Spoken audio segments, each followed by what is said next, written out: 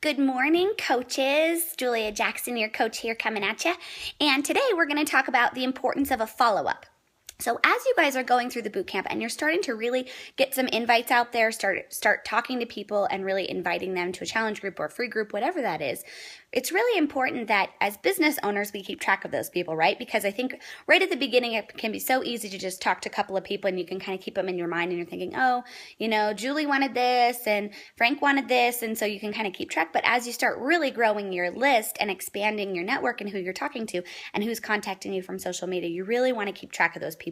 So I will attach a PDF for the contact list again. I know we went over that in the first week, but it's vital that, in whatever form you want to use, if you want to use the contact list or an Excel spreadsheet, in your computer, whatever is easiest for you that you're going to be able to refer back to and keep consistent with, that's important. So today when we're talking about follow-up, basically what we want to do is, people's lives are so busy. And so it's our job to keep track of sort of where our conversation is, what we last talked about, when we said we would follow up. So part of the follow-up is initially when you're talking to someone, sort of setting that date from the beginning, like, hey, we're talking this one day about a certain program or challenge pack, and they're like, I have to run or I have to go, or maybe you give them some information like, hey, are you able to watch this short video on the 21-day fix? How about I follow up with you? Is Wednesday or Thursday good? Something like that where you're not just setting a deadline for them, but you're asking them what will be appropriate, but you're also setting the expectation that you're expecting them to watch the video since you took your time to send it to them, and then you're gonna pick a follow-up date. And then it's important when you set that follow-up date for you to really stick with that. Like, make it really important that it doesn't just get shoved to the side or you forget to call. What I do is when I set up a follow appointment right away, I put it in my iCal and I set a reminder. I set one 10 minutes before and at the time of it because I'm a space case and I'll forget.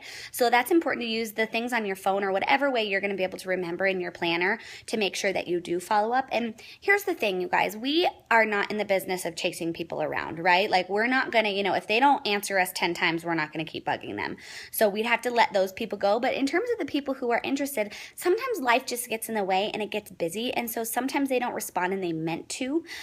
So it's appropriate, that we follow up as a business owner to be genuine and to remember that, okay, they reached out to me for a reason. They were looking for something that's going to help change their life. And maybe life got in the way and they got busy, but I'm still going to show them I'm there for them. So there's some great ways to just check up on people, like say, you've talked to someone and now you're hearing sort of crickets. Like, you're like, okay, where did they go? A good conversation starter for me is I actually write on their Facebook wall, because a lot of times people don't have the Messenger app on their phone, so they don't see their messages a lot. So I'll write on their Facebook wall and say, hey, I just wanted to follow up and say hi. I hope you're having a great week. I sent you a private message. Just wanted to make sure you saw it.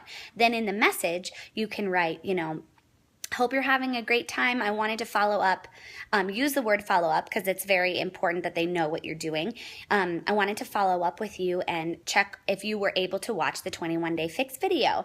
And then maybe shoot like a little bit of a story about, your story, something like, when I first got started, it took me a while to get on board, but I wished I had done it sooner.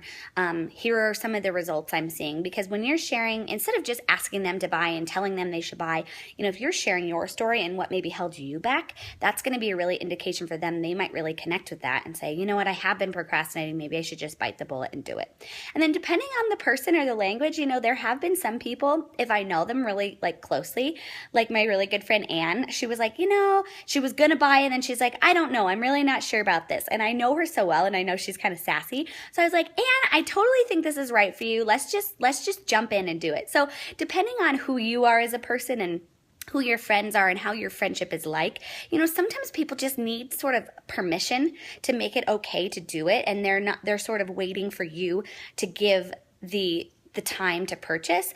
And so part of that is our job too, is making it easy for them to know what they do. So another part of following up when you've had a conversation with about a challenge group or challenge pack is actually getting them sort of to the end so that they can purchase. So a great way I use, and I stole this from our friend Angelica, she's on our team. She has this great way of saying this, and I think it just so easily wraps up what we're trying to do. And it's not manipulative. It's just very direct and to the point. And like I said, it gives people the okay to go ahead and buy. And so what she says is once they've had conversation and they've talked maybe about the challenge pack or whatever it's going to be, and they've talked through that person's goals, they've talked through that person's fears, she then says, okay, all I need is an email and whatever flavor of shakes you'd like. There's chocolate, vanilla, strawberry, greenberry, and vegan flavors. Those are the 2 things I need, and I can send you the enrollment. Something so simple like that, you're saying, I just need your email and what flavor shakes you like, and we can get you started. And so you do need those 2 pieces of information if you're going to sign them up using the app. So that I thought was really helpful. And when I started using that, I found that it helped really trigger the people that were on the fence to just say, hey, okay, I just need to pick my flavor of shakes. And when they pick their flavor of shakes, it's something that makes them excited. So you're like, okay, so, and for me, I always tell people, pick whatever flavor is your favorite ice cream. So if you're a strawberry ice cream person, get the strawberry. It's really good. Or a great thing to recommend is the sample packets, because there's a few different flavors in each one. So, you can do this, or there's a triple combo packet where you can try them all this month. So that's a really fun way to sort of end the follow-up. So I hope this was helpful. Make sure the number 1 key is to be tracking and making sure you know who you're talking to so you don't lose track, because they will. So it's our jobs to kind of keep up with who's where and what's happening. So I hope that helps, and then some great conversation starters for you to follow up with your friends and family members. And also know that, a no is not always a no. It might be a not right now, or it might be, I could send a friend to you. That would be a good way to close up a conversation. If someone's like, this just isn't right for me right now. The best thing you can do is respect them and love them, because you never know when the time might be right, and you don't want to ruin that conversation. And we all know that losing weight is a very emotional thing. So people aren't always ready when we first talk to them. So it's important that you just care and you're there and say, hey, well, maybe I have a free group if you'd like to join that. They might just need to test the waters with you. What was I going to say? There was something else I was going to say. So it's just important that if someone isn't, I was going to say someone says, no, not right now, say, as long as you're respecting their space and saying, thank you so much for listening to me. I'm here whenever you need me, kind of taking the pressure off.